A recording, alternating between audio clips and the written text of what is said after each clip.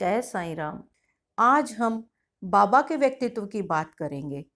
भक्तों, चरित्र इंसान का दर्पण होता है। किसी के भी बारे में जानने के लिए हमें उसके व्यक्तित्व में झांकना पड़ता है।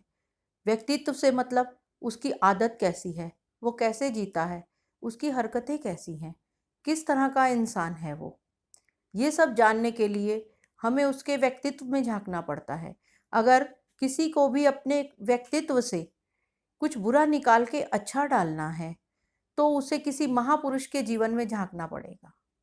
अगर हम किंचित मात्र भी अपने व्यक्तित्व में किसी महापुरुष के व्यक्तित्व से सीख के अच्छी आदत को उतार सकें या बदलाव कर सकें तो शायद हम उस महापुरुष के करीब पहुंचने के लायक हो जाएंगे।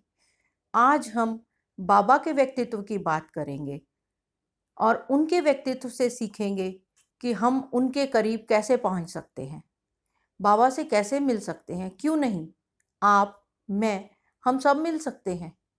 ज़रूरत है सिर्फ थोड़े से बदलाव की।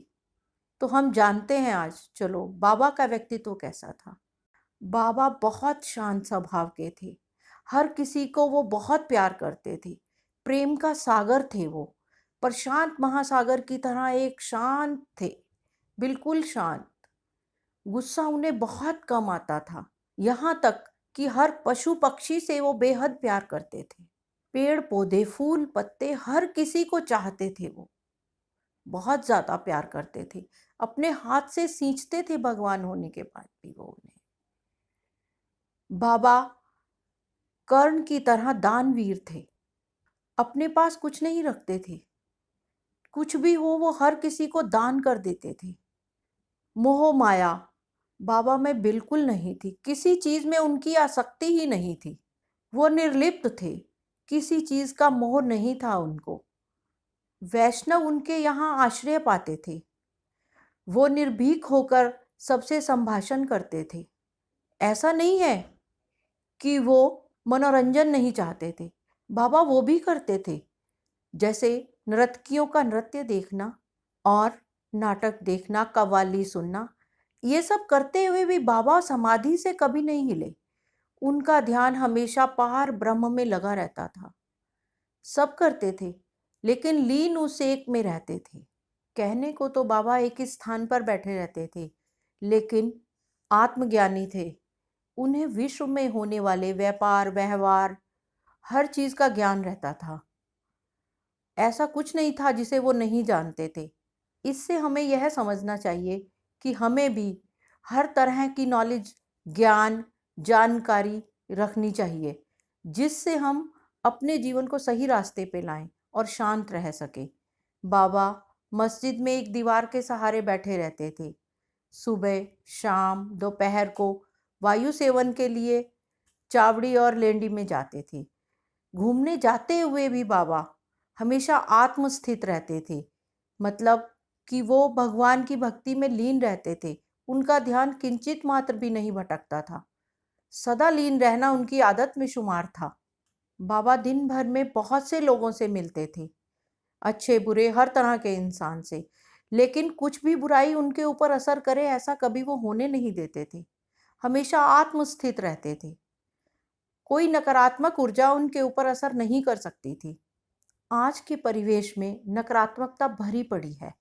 हर तरफ, चारों तरफ नकारात्मकता ही नजर आती है। नकारात्मकता क्या? घर परिवार के झगड़े, ऑफिस के झगड़े, मार्केट में जाओ तो दुकानदार से झगड़े, सड़क पे चलो तो ट्रैफिक के झगड़े।